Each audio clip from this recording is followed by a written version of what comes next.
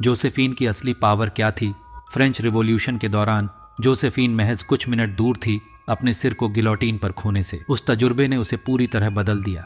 अब उसके अंदर कोई भ्रम नहीं बचा था। उसने बस 2 फैसले लिए। पहला, जिंदगी को पूरे मजे और आराम से जीना है। दूसरा, ऐसा आदमी ढूंढना है जो उसे ये सुख बिना शर्त दे सके। और बहुत जल्दी उसकी नजर नेपोलियन पर जा टिकी। वो जवान था, महत्वाकांक्षी था और उसके अंदर एक चमकता हुआ भविष्य था। जोसेफीन को उसकी शांत शक्ल के पीछे छुपी गहरी भावनात्मकता और आक्रामकता साफ दिख रही थी, मगर यह चीज उसे डराने के बजाय एक बात समझा गई। यह आदमी भीतर से इनसिक्योर है और ऐसा मर्द जो बाहर से सख्त दिखता है लेकिन अंदर से कमजोर होता है, वो आसानी से गुलाम बन सकता है। जोसेफीन ने सबसे पहले नेपोलियन के मिजाज को अपनाया।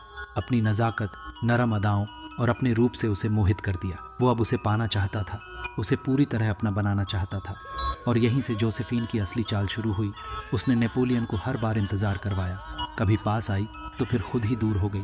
उसकी इच्छाओं को अधूरा छोड़ दिया। नेपोलियन को इस पीड़ा में लिपटे प्रेम से एक मजा मिलने लगा, एक अजीब सा सेटिस्फैक्शन, जैसे वो जोसेफीन की आजाद रूह को काबू में करके कोई युद्ध जीतना चाहता हो। लेकिन असली बात क्या है? हम इंसानों में एक अजीब सी उलटी ख्वाहिश होती है। जो चीज आसानी से मिल जाए उसकी कद्र कम होती है, मगर जो हाथ से बार बार फिसल जाए, जो अधूरी रहे, वही दीवानगी बन जाती है। इसीलिए इश्क में सबसे बड़ा हथियार होता है खुद को थोड़ा थोड़ा पीछे खींचना। लोग अक्सर डरते हैं कि अगर हम पीछे हटे तो सामने वाला चला जाएगा, या फिर ये सोचते हैं कि सामने वाले की हर इच्छा पूरी कर देना ही ताकत है। लेकिन सच्चाई तो उल्टी है। जैसे ही आप किसी को पूरा मिल जाते हैं, आप अपनी पकड़ खो देते हैं।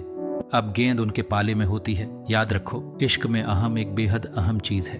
अगर आप सामने वाले को ये एहसास दिला दो कि शायद आप अब उतने दिलचस्प नहीं लगते, तो आप उनके दिल में बेचैनी और डर भर देते हो। उन्हें लगने लगता है कि उन्होंने आपको खो दिया है और यही डर उन्हें आपका दीवाना बना देता है। अब जब उनका दिल डर से कांप रहा हो, तभी एक बार फिर उन्हें थोड़ा उम्मीद दो, थोड़ा इश्क जताओ, फिर से उन्हें खास महसूस कराओ। गर्म और ठंडी हवा की तरह चलती रहो। यही खेल मोहब्बत को और गहरा और लत बनाता है। सामने वाला सोचता है कि अब सब खत्म हो गया, और फिर अचानक आप मुस्कुरा देते हो। बस वो फिर से कैद। अगर सामने वाला गुस्से में तड़प रहा हो तो समझो कि वो अब आपका गुलाम बन चुका है। जो औरत चाहती है कि वो लंबे वक्त तक अपनी ताकत बनाए रखे, उसे अपने प्रेमी के साथ बेरहमी से पेश आना चाहिए। और इस लाइन को बोला था ओविड ने। कहानी सिर्फ जोसेफीन की नहीं, ये हर उस शख्स की कहानी है जो मोहब्बत को एक खूबसूरत जंग समझता है, जहां जीतने के लिए हर बार पीछे हटना जरूरी होता है।